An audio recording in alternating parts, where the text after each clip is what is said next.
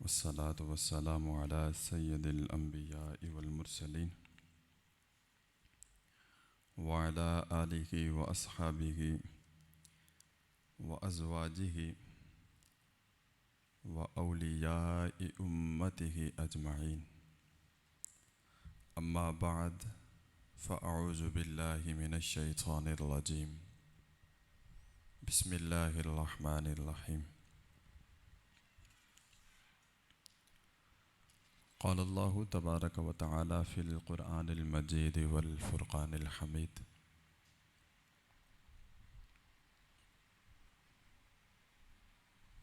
كيف تكفرون بالله وكنتم أمواتا فأحياكم ثم يميتكم ثم يحييكم ثم إليه ترجعون.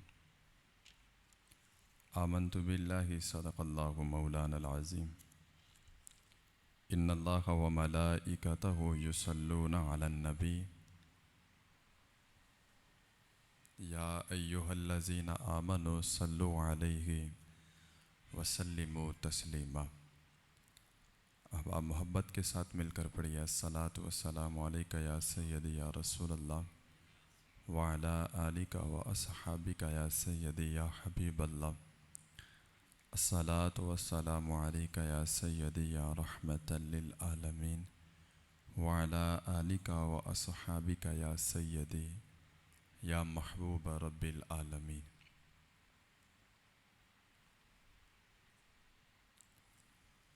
میری زندگی کا مقصد تیرے دین کی سرفرازی.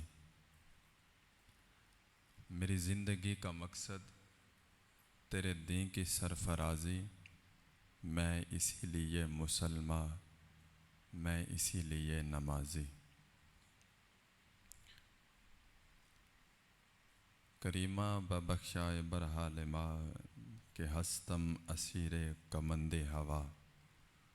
نداریم غیر از تو فریاد رس، توی آسیاں را خطا بخش و بس. نگہدار مارا زراہ خطا، خطا در گزارو ثوابم نما. معزز سامعین اور حاضرین، جمعۃ المبارک کی ان بابرکت گھڑیوں میں انشاءاللہ العزیز اولیاء عظام کی شان بیان ہوگی. خالق کائنات، مالک کائنات، رب لم یزل وحدہ لا شریک، ہم سب کو اولیاء اللہ کا مقام اور مرتبہ اور ان کی شان سمجھنے کی توفیق عطا فرمائے، اور اللہ رب العزت اولیاء عظام کی محبت ہمارے سینوں میں نصیب فرمائے. پچھلے جمعہ میں نے آپ کو یہ بتایا تھا کہ ولی کیا ہوتا ہے، ولی کسے کہتے ہیں. تو اللہ کا دوست بننا کوئی مشکل کام نہیں. اللہ کا دوست کوئی بھی بن سکتا ہے.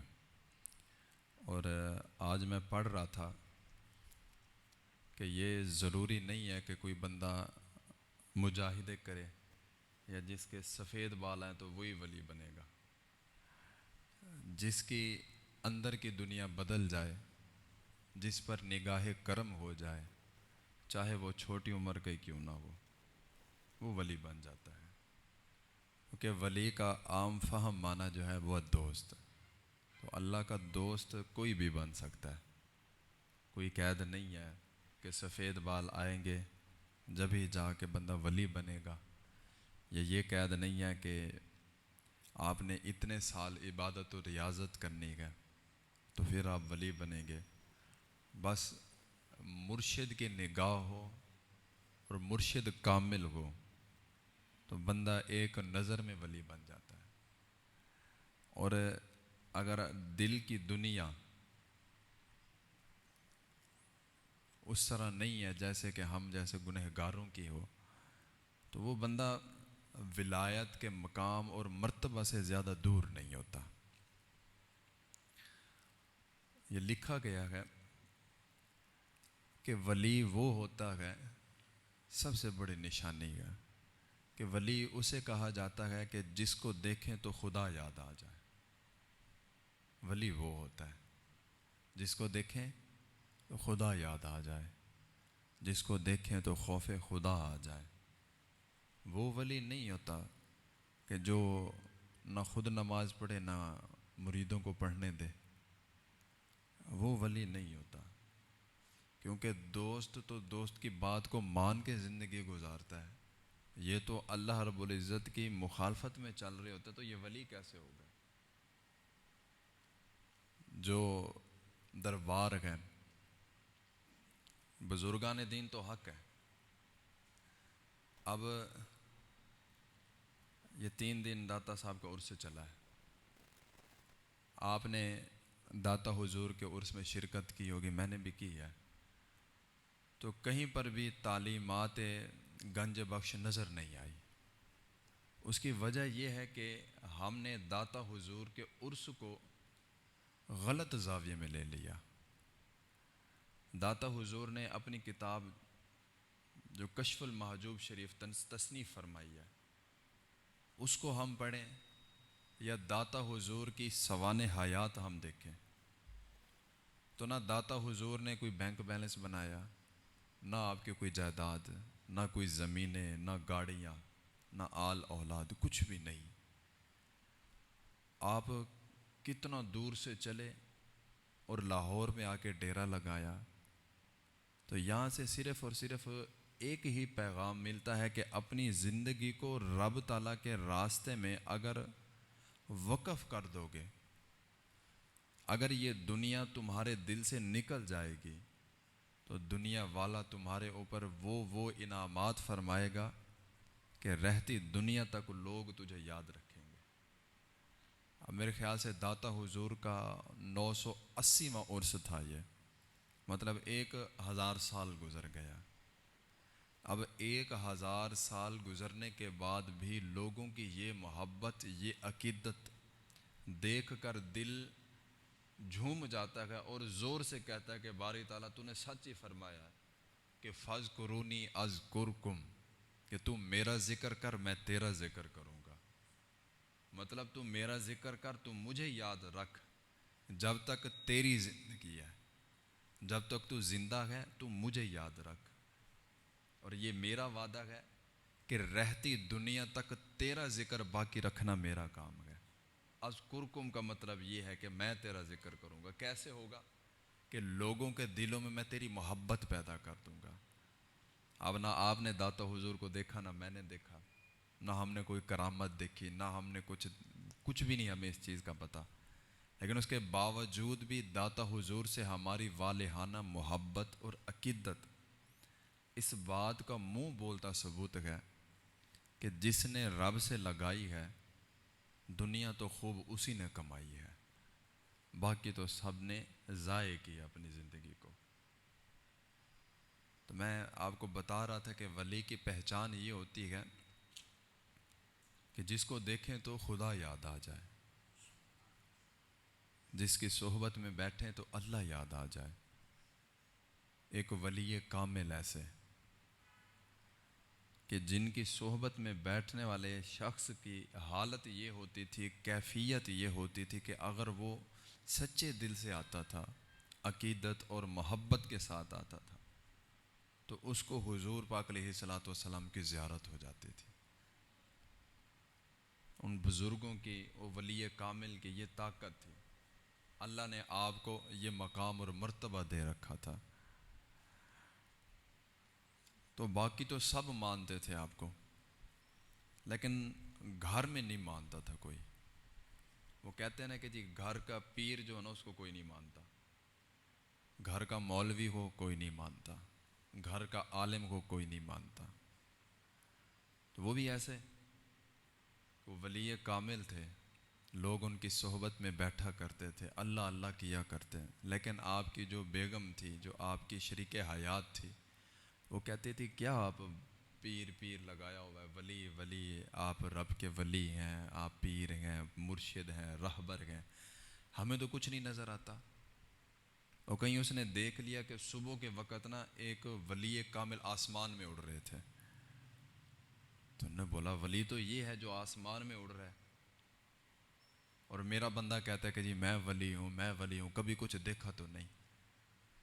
تو جب آپ کی اہلیہ کہنے لگی کہ ولی تو میں نے آج دیکھا ہے، آسمان میں اڑ رہا تھا، اور آپ اہمی دعوے کرتے ہو کہ جی میری محفل میں بیٹھنے والے بندے کو حضور پاک علیہ الصلوۃ والسلام کی زیارت ہو جاتی ہے، ہمیں تو کبھی کچھ دکھایا ہی نہیں ہے، تو ہم کیسے مان لیں کہ آپ ولی کامل ہیں، یا آپ کی محفل میں بیٹھنے والا بندہ جو ہے اس کو حضور پاک علیہ الصلوۃ والسلام کی زیارت ہو جاتی ہے۔ وہ جو پیر صاحب تھے وہ تھوڑا سا مسکرائے اور پھر کہنے لگے کہ اللہ کی نیک بندی، وہ جو آسمان میں اڑ رہا تھا نا وہ کوئی اور نہیں تھا، وہ میں ہی تھا۔ جو آسمان میں اڑ رہا تھا وہ کوئی اور نہیں تھا، وہ میں ہی تھا۔ تو گھر کا پیر تھا، ماننا کس نے تھا؟ پھر آپ کی بیگم کہنے لگی اچھا اچھا وہ آپ تھے؟ کہنے لگا ہاں وہ میں تھا۔ پھر کہتی اچھا اسی لیے آپ جو ہے نا ٹیڑے میڑے اڑ رہے تھے، مطلب ماننا نہیں ہے، گھر کی چیز کوئی نہیں مانتا۔ اور کسی نے کیا خوب لکھا ہے کہ اگر آپ نے اپنی قدر کروانی ہے لوگوں کے اندر، اور لوگوں کے اندر منوانا ہے خود کو کہ میں کوئی چیز ہوں، تو اس کے لیے آپ کو مرنا پڑے گا۔ زندہ ہو تو کوئی بندہ آپ کی قدر نہیں کرے گا، کوئی بندہ آپ کو مانے گا نہیں، وہ کہے گا نہیں بس ایویں ویلا ہی ہے، اس کے پلے کچھ نہیں ہے۔ لیکن وہ جب وہ چیز ہم سے دور ہو جاتی ہے تب ہمیں احساس ہوتا ہے کہ یار واقعی وہ کوئی چیز تھی۔ ہمارے بوڑھے والدین گھر میں بیٹھے ہوں تو ہم ان کو کچھ نہیں سمجھتے، لیکن جب وہ چلے جائیں پھر ہمیں احساس ہوتا ہے کہ یار ہم نے تو زندگی کا بہت بڑا سرمایہ ضائع کر دیا۔ قدر نعمت ہمیشہ زوال نعمت کے بعد ہی ہوتی ہے، جب نعمت موجود ہو تو کوئی قدر نہیں ہے، جب وہ ہم سے دور چلی جائے، جب ہم سے چھن جائے پھر ہمیں احساس ہوتا ہے کہ یار واقعی وہ تو بڑی قیمتی چیز تھی۔ جب وہ چیز کا نقصان ہو جائے، ضیاع ہو جائے، ہم سے دور ہو جائے، ہم سے سلب کر لی جائے، پھر ہمیں احساس ہوتا ہے کہ یار میرا تو بہت بڑا نقصان ہو گیا۔ تو ولی بننا یہ فرض نہیں ہے اس بندے پر کہ جس کے بال سفید ہوں، اور یہ بھی لازم نہیں ہے کہ جو مسجد میں بیٹھا رہے، نمازیں پڑھتا رہے، اللہ اللہ کرتا رہے، تسبیح پھیرتا رہے، یہ نیک ہے، یہ نیک ہے۔ نیک اور متقی پرہیزگار میں بڑا فرق ہے، اور ولی جو ہوتا ہے وہ متقی اور پرہیزگار ہوتا ہے۔ نیک نماز پڑھ رہا ہے لیکن متقی ہر اس چیز سے دور رہتا ہے جس سے اللہ نے دور رہنے کا حکم دیا ہے۔ وہ بدنگاہی سے محفوظ رہتا ہے، وہ غیبت سے دور رہتا ہے، وہ بد کلامی سے دور رہتا ہے، وہ حرام سے دور رہتا ہے، اس کے رات اور دن شریعت محمدی کے مطابق گزرتے ہیں۔ تو ولی کی صحبت میں بیٹھنا یہ بھی عبادت ہے۔ آپ کسی ولی کی صحبت میں بیٹھتے ہیں اور وہ ولی بھی ایسا ہے جس کو دیکھ کر آپ کو خدا یاد آ جائے، وہ ولی، اس کی صحبت میں بیٹھنا بھی عبادت ہے۔ یہ تو ہے نا ولی کی صحبت میں بیٹھنا، تو ولی کی صحبت میں بیٹھنا تو بہت آگے کی بات ہے۔ یہ حدیث مبارک ہے، حضور پاک علیہ الصلوۃ والسلام نے ارشاد فرمایا کہ بنی اسرائیل کا ایک نوجوان جس نے ایک کم پورے 100 لوگوں کو ناحق قتل کیا ہوا تھا، ایک کم 100 نوجوانوں کو 100 بندوں کو اس نے ناحق قتل کیا ہوا تھا۔ پھر اس کے دل میں توبہ کا خیال آیا کہ یار ساری زندگی گناہوں میں گزار دیا، اب توبہ کر لیتے ہیں، اب اللہ کو راضی کر لیتے ہیں۔ تو جب اس کے دل میں توبہ کا خیال آیا تو وہ ایک راہب کے پاس گیا، وہ راہب جو تورات کا درس دیتا تھا، کتاب کے بارے میں بتاتا تھا، اس کے پاس گیا اور کہنے لگا کہ یار میں نے نا ایک کم 100 قتل کر رکھے گئے، کیا میری بخشش ہو جائے گی؟ کیا مجھے معافی مل جائے گی؟ وہ جو راہب تھا وہ کہنے لگا نہیں، تجھے معافی نہیں مل سکتی۔ اس کو غصہ آ گیا، اس نوجوان نے اس راہب کو بھی قتل کر دیا۔ اب راہب کو ملا کر پورے 100 بندوں کا قاتل رب تعالیٰ کی رحمت کی امید لگائے ہوئے توبہ کے لیے اپنے گھر سے نکلا ہوا ہے۔ پھر ایک اور بندے کو ملا، کہنے لگا یار ایسے ایسے معاملہ ہے، 100 بندوں کو قتل کیا ہوا ہے میں نے، اب دل میں توبہ کا خیال آیا ہے، تو کیا میری توبہ قبول ہو جائے گی؟ تو وہ بندہ تھا، کہنے لگا ہاں، رب تعالیٰ بڑا غفور الرحیم ہے، فلاں بستی ہے وہاں پر سارے اللہ والے رہتے ہیں، ذکر اللہ میں مشغول رہتے ہیں، تو اس بستی میں چلا جا، انشاءاللہ رب تعالیٰ تیری توبہ قبول فرما لے گا۔ ابھی وہ بندہ بنی اسرائیل کا جس نے 100 قتل کیے ہوئے گھر سے نکلا، اس بستی کی طرف جا رہا ہے کہ جس میں اللہ کے نیک بندے رہتے ہیں۔ اب ہوا یہ کہ راستے میں گھنا جنگل اور اس کو موت آ گئی۔ ابھی وہ ولیوں کی بستی میں نہیں پہنچا، راستے میں موت آ گئی۔ اب ادھر جہنم کے فرشتے بھی آ گئے، جنت کے فرشتے بھی آ گئے۔ جنت کے فرشتے کہنے لگے یہ توبہ کی غرض سے نکلا تھا، لہٰذا اس کو ہم لے کے جائیں گے۔ جہنم کے فرشتے کہنے لگے توبہ کی تو نہیں تھی، قبول بھی نہیں ہوئی، لہٰذا اس کو ہم لے کے جائیں گے۔ تو پھر رب تعالیٰ نے حکم دیا کہ اے فرشتوں ایسا کرو کہ اس کا راستہ ناپ لو، چیک کرو، دیکھو کہ کس سائیڈ پہ راستہ زیادہ ہے۔ اگر یہ اپنے گھر سے دور ہے تو جنت کے فرشتے لے جائیں، اگر یہ ولیوں کی بستی سے دور ہے تو پھر اس کو جہنم کے فرشتے لے جائیں۔ جب راستہ ناپا گیا تو وہ بندہ جو تھا اپنے گھر سے دور تھا اور ولیوں کی بستی کے قریب تھا، تو پھر رب تعالیٰ نے فرمایا کہ اب جنت کے فرشتے اس کو اپنے ساتھ جنت میں لے کے جائیں۔ تو حضور پاک علیہ الصلوۃ والسلام نے اس حدیث مبارکہ کو بیان فرما کر یہ بتایا کہ اگر کوئی بندہ، کیونکہ حضور پاک علیہ الصلوۃ والسلام کے بعد علماء کرام گئے جو ذہنوں کی صفائی کرتے گئے، اور اولیاء کرام گئے جو دلوں کی صفائی کرتے گئے، ان دونوں کی ڈیوٹی لگی ہوئی ہے۔ تو حضور پاک علیہ الصلوۃ والسلام کی یہ حدیث مبارکہ ہمیں یہ درس دیتی ہے کہ اگر ہم نیک بندوں کی صحبت میں بیٹھیں گے تو ہمارا یہ جہان بھی اچھا ہے اور ہمارا وہ جہان بھی اچھا ہے۔ لیکن شرط یہ ہے کہ جس کے ہاتھ میں آپ نے ہاتھ دیا ہے وہ واقعی پیر ہونا چاہیے، وہ ولی کامل ہونا چاہیے، وہ شریعت کا رہبر ہونا چاہیے، وہ پیر طریقت ہونا چاہیے۔ یہ نہیں کہ اس نے خود شریعت کو قتل کیا ہوا ہے، سنتوں کو قتل کیا ہوا ہے اور لاکھوں مرید اس کے پیچھے ہیں۔ اور جو میں نے قرآن مجید کی آیت پڑھی ہے اس میں رب تعالیٰ فرماتا ہے کہ میں زندہ سے مردہ کو اور مردہ سے زندہ کو نکالتا ہوں۔ اس آیت مبارکہ سے یہ بھی ہمیں ملتا ہے کہ پیر کا بیٹا پیر نہیں ہے، زندہ سے مردہ، مردہ سے زندہ، مطلب اس کا یہ ہے کہ پیر کا بیٹا پیر نہیں ہو سکتا، اور پیر ہونے کے لیے یہ بھی شرط نہیں ہے کہ اس کا ابا بھی پیر ہو، اور یہ بھی شرط نہیں ہے کہ وہ کوئی گدی نشین ہو، سجادہ نشین ہو تبھی پیر ہوگا، وگرنہ نہیں، یہ بھی کوئی بات نہیں ہے۔ اللہ تعالیٰ فرماتا ہے کہ میں زندہ سے مردہ اور مردہ سے زندہ کو نکالتا ہوں۔ تو جس کا باپ ولی نہیں ہے میں اس کو بھی ولی بنا دیتا ہوں، اور جس کا باپ ولی ہے میں اس سے ولایت چھین لیتا ہوں اس کے بچے سے۔ اب یہاں پر جو ہم سے غلطی ہو رہی ہے وہ یہ ہو رہی ہے کہ پیر کے بیٹے کو ہم نے وہ عزت دینا شروع کر دی جو ایک ولی کامل کی ہوتی ہے، اعمال چاہے اس کے جیسے ہوں، نماز چاہے وہ ایک نہ پڑھتا ہو۔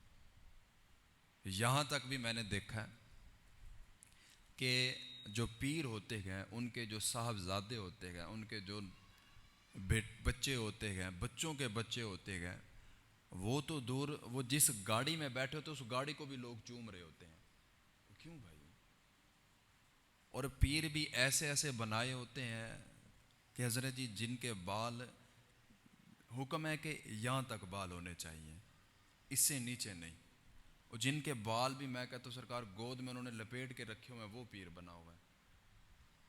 جو مہینہ مہینہ 2 2 مہینے نہاتا نہیں، وہ پیر بنا ہوا ہے. تو یہ پیر نہیں ہے. شریعت تو پاک اور صاف ہے. اور جس نے 8 8 10 10 انگوٹھیاں پہنی ہوئی وہ پیر بنا ہوا ہے.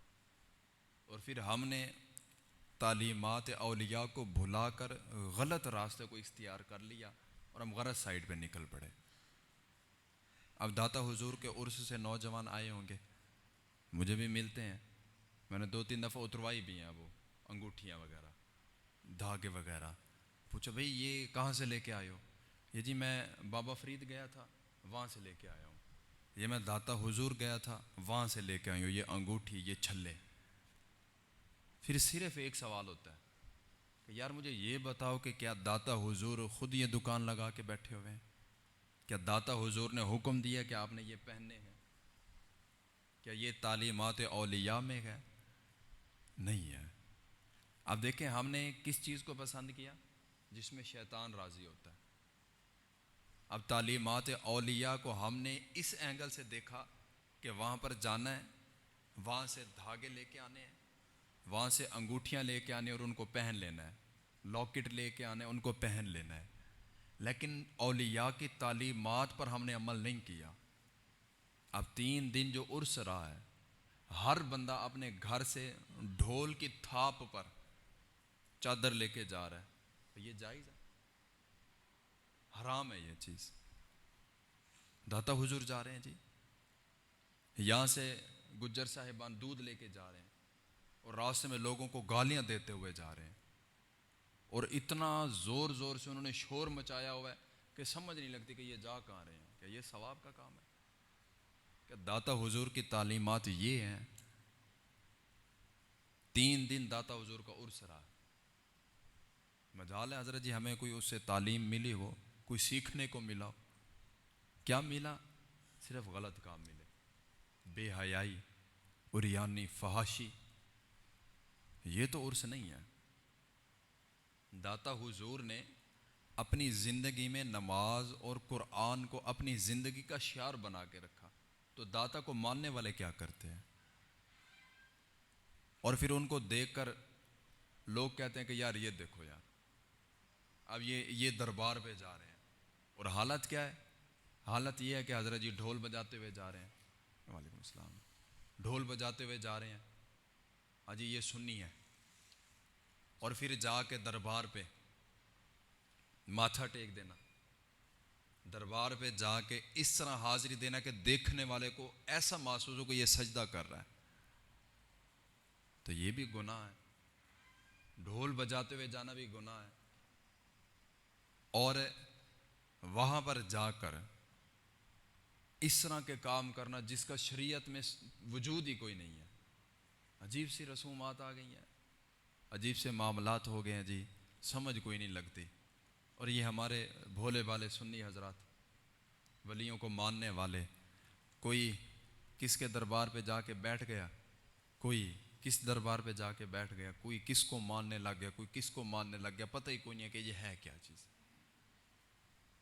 اب داتا حضور کی تعلیمات جو ہے، داتا حضور نے اس شہر لاہور میں جب قدم رنجا فرمائے تھے، ہر طرف کفر ہی کفر تھا. تو آپ نے نماز اور قرآن اور دین اسلام کی تبلیغ دی کہ ہمارے اندر ہے وہ چیز. مجھے ایک بندہ بتائیں جو داتا حضور کے دربار پہ گیا ہو اور اس نے یہ نیت کی ہو کہ یار آج کے بعد نماز نہیں چھوڑوں گا میں. نہیں ہے.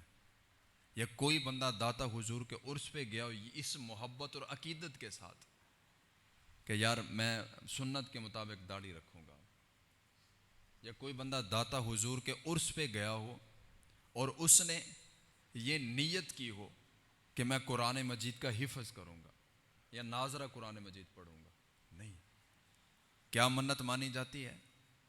وہ جی میرا وہ فلاں کام ہو جائے، میرا یہ ہو جائے، یا داتا حضور کے دربار سے میں یہ ڈوری لے کے جا رہا ہوں، میرا فلاں کام ہو جائے گا. پھر ہم نے غلط عقیدتیں باندھ لی. لیکن داتا حضور کی تعلیمات یہ نہیں ہے. داتا حضور کی تعلیمات کچھ اور ہیں. وہ ہمیں بتاتی ہے کہ نماز، قرآن، دین اسلام یہ اپنی زندگی کا شعار بنا لینا. یہ داتا حضور کی تعلیمات ہیں. اور بڑی دکھ کی بات ہے، بڑی دکھ کی بات ہے بھائیوں، کہ شہر لاہور میں اگر آپ نے خالص دودھ پینا ہے تو وہ داتا حضور کے عرس پہ ملتا ہے، وگرنہ نہیں ملتا. تو کیا داتا حضور کے عرس سے ہم نے یہ سیکھا کہ جب داتا حضور کی بارگاہ میں جب ان کے لیے ہم نے سبیل لگانی ہے تو خالص دودھ، تو جب ان کے ماننے والوں کو پلانا ہے تو کیمیکل والا دودھ، اس میں دودھ ملا، اس میں پانی ملا ہوا ہو، وہ والا دودھ ہم پلائیں ان کو؟ کہ یہ کہاں کے ولیوں کے ماننے والے ہیں؟ یہاں پر صرف ایک بات سمجھ آتی ہے کہ جہاں پر ہمارا نفس راضی ہوتا ہے ہم نے ولی کامل کو وہاں تک مانا ہے، اس سے آگے نہیں گئے. جہاں پر ہمارا نفس راضی ہوا، جہاں پر ہمارا نفس خوش ہوا، وہاں تک ہم نے ولی کامل کو مانا، اور ولیوں کو مان کر وہاں تک جو ہے ہم رہے، اس سے آگے نہیں گئے. بس ہمارا کام تو ہو گیا ہے. مندریاں بھی مل گئی ہیں، چھلے بھی مل گئے ہیں، ڈوریاں بھی مل گئی ہیں، ڈھول پہ تھاپ کرنے کے لیے، رقص کرنے کے لیے بھی مل گیا. بس یہاں تک ہم نے داتا حضور کو مانا، اس سے آگے نہیں گئے. یہ تعلیمات گنج بخش نہیں ہے. اور ولی کامل کی صحبت میں رہنا ایسا ہو کہ آپ ولی کامل کی صحبت میں رہیں تو اللہ یاد آ جائے آپ کو، آپ 5 وقت کے نمازی بن جائیں، آپ ایسے بن جائیں کہ کبھی آپ سے کوئی چھوٹا سے چھوٹا گناہ بھی سرزد نہ ہو. مزہ تو پھر ہے. پتہ تو جب لگے گا نا کہ اب یہ بندہ اب یہ داتا حضور کے عرس سے ہو کے آیا. داتا حضور کی شان تو سبحان اللہ. آپ نے تو یہ غلط نظریات ہم سے ختم کروائے تھے، ہم پھر ان کو مان کے بیٹھ گئے. جب داتا حضور شہر لاہور میں آئے، جب آپ کی ڈیوٹی لگائی گئی، آپ کے جو شیخ تھے، جو آپ کے پیر تھے، آپ کے مرشد تھے ابو الفضل صاحب رحمۃ اللہ تعالی علیہ، آپ نے حکم دیا کہ علی بن عثمان آپ کا یہ نام ہے، اور داتا صاحب آپ کا مشہور زمانہ جو آپ کا لقب ہے، آپ کو بھیجا کہ آپ شہر لاہور میں جائیں، وہاں پر آپ کی ڈیوٹی لگائی جاتی ہے. تو پھر آپ نے بولا کہ حضور وہاں پر تو میرا بھائی ہے حسن زنجانی، وہ پہلے وہاں پر موجود ہیں، ان کے ہوتے ہوئے میری کیا ضرورت ہے؟ تو پھر آپ نے، آپ کے جو مرشد تھے انہوں نے فرمایا کہ آپ کو حکم ملا ہے، آپ نے تعمیل کرنی ہے. تو جب اگلے دن آپ شہر لاہور میں پہنچے، صبح کا وقت تھا، کیا دیکھا کہ ایک جنازہ اٹھا ہوا ہے اور لوگوں کا ہجوم ہے، جمع غفیر ہے. تو داتا حضور نے پوچھا بھلا یہ کس کا جنازہ ہے؟ تو وہ کہنے لگے یہ حسن زنجانی رحمۃ اللہ تعالی علیہ آپ کا جنازہ ہے. تو آپ کو پتہ چل گیا کہ ان کا اب یہاں سے وقت وصال آ گیا اور میری یہاں پر ڈیوٹی لگنی ہے اب. تو اولیاء کرام کو تعلیمات امت کے لیے ہر ایک علاقے میں مامور کیا جاتا ہے. تو جب آپ شہر لاہور پہلے جو تھا وہ 12 دروازوں میں تھا، اس سے باہر نہیں تھا، اب تو بہت بڑا ہو گیا ہے.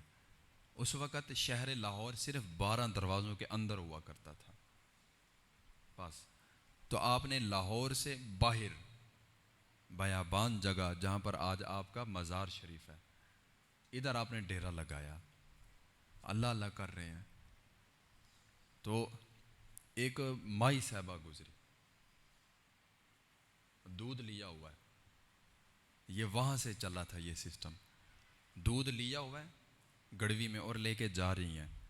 تو داتا حضور نے ذکر کو روک کر اس بڑھیا کو روکا اور کہا کہ اللہ کی نیک بندی کچھ دودھ بیچو گی، مجھے ضرورت ہے. تو وہ کہنے لگے آپ کو نہیں پتہ کہ یہاں پر ایک जोगी है, अगर उसको दूध ना दें तो अगले दिन जितना भी जानवर दूध देने वाले होते हैं उनके थनों से खून आना शुरू हो जाता है। वो जोगी जो था वो हिंदू था और उसने कोई तंत्र मंत्र पढ़ रखे थे, कोई अजीब सा सिस्टम चला रखा था कि जो बंदा उसको दूध नहीं देता था उसकी जो गाय भैंस होती थी, बकरी जो भी है, वो खून देना शुरू कर देती थी। फिर आपने फरमाया कि आज चलो हमें भी आजमा लो, आज ज़रा हमारी बात भी मान लो, दूध मुझे फ़रोख्त करके दे जा, मुझे दे जा। बकरियों के थनों से खून नहीं आएगा बल्कि दूध की फरावानी हो जाएगी, तो मेरी बात मान ले। तो वो बुढ़िया जो थी उसने जब ये बात सुनी तो आप बारोब शख्सियत थे, नूरानी चेहरा था, और आपने जब ये बात की तो उस बुढ़िया के दिल में ये बात असर कर गई। तो उस बुढ़िया ने वो दूध जो था वो आपको फ़रोख्त किया, आपको जितना चाहिए था वो आपने पिया, बाकी जो था वो आपने नदी में बहा दिया। अगले दिन वो बूढ़ी औरत और वो पूरे महल्लेदार जो उस जोगी से डरते थे कि दूध नहीं देंगे तो खून आना शुरू हो जाएगा, वो बूढ़ी औरत जब दाता हुजूर को दूध देकर वापस गई, अगले दिन जब अपनी बकरी को दोहने लगी तो दूध इतना ज़्यादा आया कि बर्तन ख़त्म हो गए, लेकिन दूध ख़त्म होने का नाम ही नहीं ले रहा था। फिर बात फैलते फैलते पूरे इलाके में फैल गई कि एक वली कामिल आया, उसको दूध फ़रोख्त करो, तो दूध इतना बढ़ जाता है, इतना बढ़ जाता है कि बर्तन ख़त्म हो जाते हैं। तो जब ये बात उस जोगी को पता चली कि एक बुज़ुर्ग यहाँ पर आया और उसने मेरा सारा काम ख़राब कर दिया, आ गया दाता हुजूर के पास, और ये दूध की सबील वहाँ से चली। ये आज जितना भी साहिबान दाता हुजूर दूध पेश करते गए ये वहाँ से है। और मेरी ये दरख्वास्त है उन लोगों से जिन्होंने दाता हुजूर के उर्स पर दूध पहुँचाया है, अगर कोई आपका दोस्त हो जो दूध का काम करता तो आप भी उसको ये पैगाम दें, उसको बताएं कि यार जिस तरह दाता हुजूर के उर्स पर खालिस दूध दिया है ना, बरकत भी उसी दूध में होती है कि जो खालिस फिर उनके मुरीदों को भी पिलाओ, उनके मानने वालों को भी पिलाओ। पानी ना मिक्स करो, फिर केमिकल ना मिलाओ उसमें। 10 की जगह 5 कमा लो लेकिन हलाल कमा लो। ये दाता हुजूर के मानने वालों का अकीदा होना चाहिए कि जितना भी दाता हुजूर के मानने वाले हैं, जितना भी मुसलमान हैं, यार जैसे दाता हुजूर के उर्स पर हमने खालिस दूध भेजा है वैसे ही हम पूरा साल खालिस दूध बेचेंगे। ये उनकी तालीमात थी। तो फिर वो जोगी जो था वो आया और कहने लगा जी आपने ये क्या किया? कहने लगा मैंने तो कुछ नहीं किया, मैंने तो अल्लाह अल्लाह बताया जी। तो फिर वो कहने लगे आप वली हैं, कोई करामत दिखाएं। कहने लगे मैं नहीं कुछ दिखाता, तू दिखा। तो वो जोगी जो था उसने कोई तंत्र मंत्र पढ़े और हवा में उड़ना शुरू हो गया, ऊपर आसमान पे हवा में उड़ना शुरू हुआ। तो दाता हुजूर खुद नहीं उठे, आपने खुद कुछ भी नहीं किया। क्या किया कि अपने जोड़ों को हुक्म दिया, और जो आपकी जूतियां थी, वो जोगी आसमान में उड़ रहा था, तो वो आप रज़ियल्लाहु ताला अन्हु को आपने जूतियों को हुक्म दिया, तो वो जूतियां आसमान में उड़ती हुई नजर आई। और उस जोगी की वो पिटाई की, वो धुलाई की कि वो जोगी माफिया मांगता हुआ आया और आकर कहने लगा हुजूर मुझे भी कलमा पढ़ा के मुसलमान कर लें, मैं गलत रास्ते पे चल पड़ा था, मैं गलत रास्ते पे चल पड़ा था। तो दाता हुजूर तो गैर मुस्लिमों को मुसलमान करते थे, दाता हुजूर तो बेनमाजी को नमाजी कर जाते हैं। तो यहाँ पर दाता हुजूर के मानने वाले लंगर भी खा गए, सबीलें भी भीड़ गए, सब कुछ कर गए, नमाजी नहीं बने। तो दाता हुजूर को मानने वाले फिर हो तो फिर दाता हुजूर की मानो को भी तो सही ना। कभी तो दाता हुजूर की लिखी हुई किताब कश्फुल महजूब पढ़ो, पता चले कि दाता हुजूर की तालीमात क्या थी, कि दाता हुजूर के दरबार पर हाजिरी देने का तरीका क्या है। अगर लंगर तकसीम करना तो कैसे तकसीम करना है, दाता हुजूर की तालीमात का तो हमें पता ही नहीं है। बस यही पता है कि 3 दिन उर्स है, اور اس میں ہم نے کیا کرنا ہے کہ چادریں لینی ہیں، اپنے گھر سے لے کر داتا حضور پیدل جانا ہے، ٹھیک ہے، جائیں، محبت ہے، عقیدت ہے ہر بندے کی۔ ڈھول کی تھا پہ جانا ہے، یہ عقیدت نہیں ہے، یہ ختم ہونی چاہیے۔ اور پھر باہر عجیب سے بندے بیٹھے ہوتے ہیں جی، کوئی ادھر سے چرس پی رہا ہے، کوئی ادھر سے سگریٹ پی رہا ہے، کوئی کیا کر رہا ہے، کوئی کیا کر رہا ہے، نماز کا پتہ نہیں ہے۔ اب یہاں سے جانے والے احباب، جہاں تک میرا خیال ہے، نماز نہیں پڑھی ہوگی وہاں پہ جا کے، لنگر لیا، دودھ لیا، حاضری دی، واپس آ گئے۔ یہ تعلیمات گنج بخش نہیں ہے۔ حضور داتا گنج بخش تو سبحان اللہ، آپ کے تو کیا کہنے۔ آپ نے یہ چیز دیکھی ہوگی کہ داتا حضور کا جو مزار پر انوار ہے، اس کا یہ جو اس سائیڈ والا پلر ہے، اس کے آگے ایک جگہ مختص کی ہوئی ہے، اور اس کے اوپر کچھ لکھا ہوا بھی ہے، اور وہ آہستہ آہستہ مٹتا جا رہا ہے کہ جب داتا حضور نے مسجد تعمیر کی تھی تو کچھ علماء کرام تھے، کچھ مشائخ تھے، انہوں نے یہ اعتراض کیا کہ جو علی بن عثمان نے، المعروف داتا صاحب، آپ نے جو مسجد تعمیر کروائی ہے نا، وہ مسجد کا قبلہ ٹھیک نہیں ہے، تھوڑا ٹیڑھا ہے۔ اعتراض ہونے لگ گئے، لوگوں کو بولا کہ یہاں پر نماز نہیں ہوتی، قبلہ ٹیڑھا ہے۔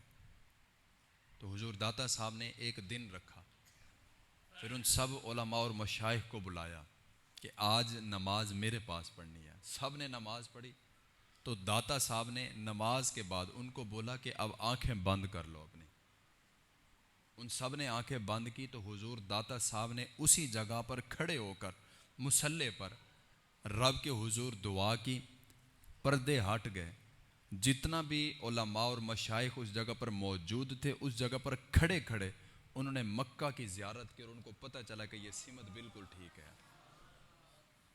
تو داتا حضور تو اتنا با کرامت ہے، اتنا با کمال گئے، تو آپ کیا سمجھتے ہیں کہ اگر آپ ان کے مریدین کے ساتھ یا ان کے چاہنے والوں کے ساتھ، ان کے ماننے والوں کے ساتھ اگر دو نمبری کریں گے، ان کو پتہ نہیں چلے گا؟ صرف اتنی سی بات ہے کہ داتا حضور کو مانتے ہو نا، تو داتا حضور کی مان کے بھی زندگی گزارو۔ اگر داتا حضور کو مانتے ہو تو پھر نمازی بھی ہونے چاہیے۔ اگر داتا حضور کو مانتے ہو تو پھر گناہ نہیں ہونا چاہیے۔ اگر داتا حضور کو مانتے ہو تو آپ کے سر پر کپڑا ہونا چاہیے، یہ عجیب سی کٹنگ نہ ہو۔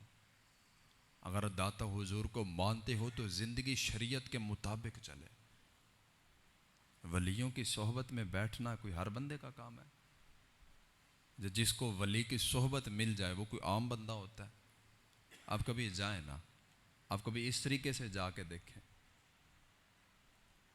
میاں شیر محمد شرک پوری رحمۃ اللہ تعالیٰ علیہ، ولی تو یہ ہے جن کی بات کرتے ہوئے حضرت جی دل کی دنیا، دل کی کیفیت بدل جائے۔ پیر تو یہ ہے، آپ کا ایک مرید بیعت ہوا، مرید ہو گیا، تو آپ نے وصیت کی کہ کبھی غلط کام نہ کرنا، کبھی غلط راستے پہ نہ جانا، اور ولی کہتا ہی یہی ہے، نماز، قرآن اور شریعت کی پابندی، بس یہی ولایت ہے، اور نہیں کچھ کرنا۔ تو وہ جو آپ کا مرید تھا، اس نے کیا کیا کہ اس کے نا ایک اس طرح کا چکر چل گیا کہ ایک سکھ عورت اس کے ساتھ جو ہے نا اس کی دل لگی ہو گئی۔ وہ مرید شرک پوری رحمۃ اللہ تعالیٰ علیہ آپ کا، اور عاشق ہو گیا ایک سکھ عورت پر۔ عورت نے فون کیا کہ جی میرا شوہر جو ہے وہ فوجی ہے، 3-4 دنوں کے لیے وہ باہر جا رہا ہے، لہٰذا ایسا کرنا کہ آ جانا گھر پہ۔ اس نے کہا ٹھیک ہے، رابطہ کرنا، پیغام بھجوانا، میں آ جاؤں گا۔ پیغام ملا کہ شوہر نہیں ہے، آ جاؤ۔ تو جب وہ آپ کا مرید گیا تو کیا دیکھتا ہے کہ دروازہ کھولا تو آگے اس کا شوہر کھڑا ہوا، وہی فوجی۔ تو وہ ڈر کے واپس چلا گیا۔ اگلے دن اس عورت سے بات ہوئی اور وہ پوچھنے لگی کہ رات آئے کیوں نہیں؟ تو وہ کہنے لگا کہ تیرا شوہر ہی گھر پہ تھا، میں کیسے آتا؟ کہنے لگی شوہر نہیں تھا، یہ تیرا گمان ہوگا، تو ڈر گیا ہوگا۔ چلو کوئی نہیں آج پھر آئیں. اس نے کہا ٹھیک ہے. ٹائم پھر فکس ہو گیا کہ اس ٹائم کو آنا ہے. پھر رات کے وقت جب جانے لگا تو کیا دیکھتا ہے کہ اسی عورت کا شوہر فوجی لباس میں گھر کے اوپر نگہبانی کر رہا ہے, گھر کی رکھوالی کر رہا ہے. وہ پھر دوڑ گیا. اگلے دن عورت نے پوچھا رات پھر نہیں آئے؟ وہ کہنے لگا کہ رات تیرا شوہر گھر کے اوپر نگرانی کر رہا تھا اس لیے میں نہیں آیا. وہ کہنے لگی میرا شوہر تو یہاں پہ ہے نہیں, وہ تو باہر گیا ہوا ہے, تو یہ ضرور کوئی وہم ہوا ہوگا. پھر تیسرے دن میاں شیر محمد رحمۃ اللہ تعالیٰ علیہ آپ نے اس مرید کو بلایا اور کہنے لگا میاں اب بس کر, کتنے دن ہمیں تو سکھ بنائے گا؟ میاں اب بس کر, کتنے دن تو ہمیں سکھ بنائے گا؟ وہاں پر اس کا شوہر نہیں تھا, وہ ہم ہی تھے جو تجھے گناہوں سے روک رہے تھے.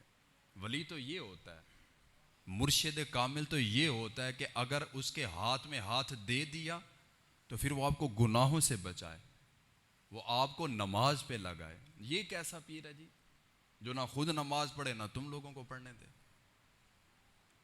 یہاں پر صرف ہمارا نفس جو ہے نا ہمیں یہ تعلیم دیتا. ہمارا نفس کیا کہتا ہے کہ پیر کو ماننا ہے کس حد تک؟ جہاں تک میں راضی ہوتا ہوں. اور ہم نے پیر کو مانا بھی وہاں تک. زیارت کرنے جائیں گے, نفس راضی ہوتا ہے بھی سیر سپاٹا ہو گیا ہے, وہاں پر جا کے زیارت ہوگی, مخلوط نظام ہوگا, عورتیں بھی ہوں گی مرد بھی ہوں گے, حضرت جی بس ٹھیک ہے ہو گیا سب کچھ. ہم نے پیر کو یہاں تک مانا, آگے نہیں چلے. اگر ہم آگے چلتے, اگر ہم دیکھتے کہ ولی کامل ہوتا کیا ہے, کیا صرف ولی وہی ہوتا ہے جو عبادت و ریاضت کرتا رہے, جس کی داڑھی سفید ہو جائے وہ ولی ہوتا ہے, یا جس کا ابا ولی ہو وہ ولی ہوتا ہے, یا جس کو گدی مل جائے وہ ولی ہوتا ہے؟ یہ ضروری نہیں ہے. ہر وہ بندہ ولی ہو سکتا ہے جو اللہ سے دوستی لگا لے, جس کی لائن اللہ سے مل جائے, وہ بھی ولی ہے. تو بھائی آپ کو کسی نے روکا ہے کہ آپ اللہ سے دوستی نہ لگاؤ؟ آپ کو کسی نے منع کیا؟ آپ کو کسی نے کہا ہے کہ آپ نے یہ والا راستہ اختیار نہیں کرنا جو اللہ کی دوستی کی طرف آتا ہے؟ کیا بس ایسے ہی بھاگتے رہنا ہے, بس زندگی گزارتے رہنا, بس یہ دربار پہ چلے گئے وہ دربار پہ چلے گئے, وہ پیر کی زیارت کر لی وہ پیر کی زیارت کر لی, اس کام ختم ہو گیا؟ نہیں. ولیوں کو مانتے ہو تو ولیوں کی مان کے بھی زندگی گزارو. اب بذات خود میں نقش بندی ہوں, میں نقش بندی ہوں, اور نقش بندی آپ کو پتہ ہے قوالیاں بڑی سنتے ہیں, نقش بندی قوالیاں بڑی سنتے ہیں, اور میں خود بھی سنتا ہوں. لیکن قوالی سننے کا یہ ہے کہ جب آپ قوالی سن رہے ہیں تو دل کی کیفیت بھی بدلے. جب آپ قوالی سنیں تو آپ کو محسوس بھی ہو کہ یار واقعی یار یہ بندہ کچھ کہہ رہا ہے. ولی کامل کی صحبت میں بیٹھے ہو تو یار کم از کم اپنے آپ کو بدلو تو صحیح. داتا حضور کا لنگر کھایا تو کم از کم یار بے ایمانی تو چھوڑ دو یار. داتا حضور کی بارگاہ میں گئے ہو, دودھ پیا ہے, اور جنہوں نے دیا ہے یار 3 دن کے علاوہ بھی خالص دودھ دینا ہوتا ہے. داتا حضور کو مانتے ہو اور 2 نمبر دودھ بیچتے ہو, داتا حضور کو مانتے ہو اور جھوٹ بول کر سودا بیچتے ہو, داتا حضور کو مانتے ہو تو بے ایمانی کرتے ہو, وعدہ خلافی کرتے ہو. یہ کیسے یار تم لوگ بن گئے ہو؟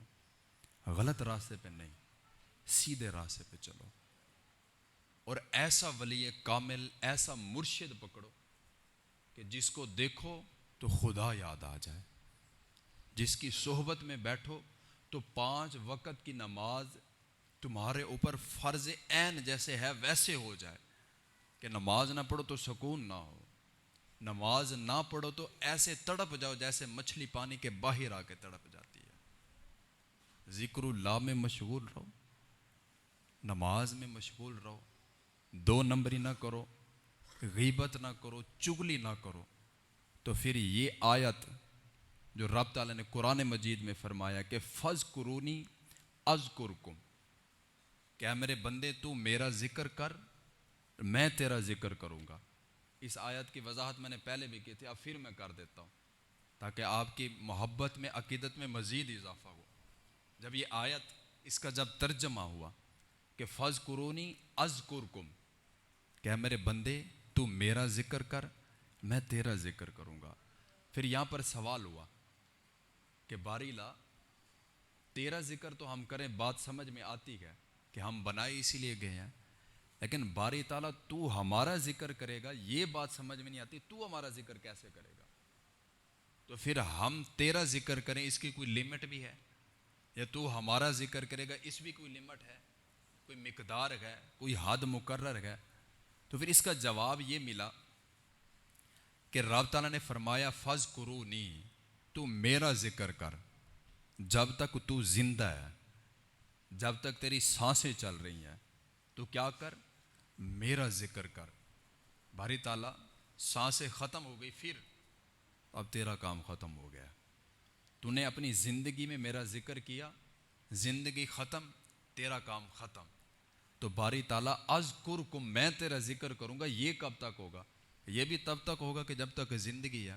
جواب آیا نہیں، تو میرا ذکر کر جب تک تو زندہ ہے، اور میں تیرا ذکر کروں گا جب تک یہ دنیا باقی ہے، تیرا ذکر ہوتا رہے گا۔ ہو نہیں رہا، 1000 سال گزر گیا، داتا صاحب کو ذکر چل رہا ہے کہ نہیں چل رہا؟ بابا فرید رحمۃ اللہ تعالیٰ علیہ، خواجہ غریب نواز، بابا بلے شاہ، حضرت زکریا ملتانی، شاہ شمس، جتنا بھی اولیاء کرام آپ دیکھیں ذکر چل رہا ہے نا، یہ وہ لوگ تھے جنہوں نے رب کو راضی کیا اور رب کی رضا میں راضی رہے، جنہوں نے ساری زندگی اللہ کا ذکر کیا، پھر اللہ تعالیٰ نے اپنا وعدہ پورا فرمایا اور رہتی دنیا تک ان لوگوں کا ذکر ہوتا رہے گا۔ اگر ان کو مانتے ہو نا یار، تو اپنی زندگیاں درست کر لو۔ سارے بیان کا نچوڑ یہی ہے، نماز، قرآن اور شریعت، ان 3 چیزوں کو مضبوطی کے ساتھ اپنے پلے باندھ لو، میرے بھائی زندگی سوکھی ہو جائے گی، زندگی آسان ہو جائے گی۔ تو تعلیمات داتا صاحب کیا ہیں؟ نماز، قرآن اور شریعت کے مطابق اپنی زندگی۔ اگر داتا سے محبت ہے تو ان چیزوں پہ عمل لازمی ہے۔ رب تعالی ہم سب کو اولیاء کرام کی محبت نصیب فرمائے اور شریعت کے مطابق زندگی گزارنے کی توفیق عطا فرمائے۔ آمین۔ وما علیہ الا البلاغ المبین۔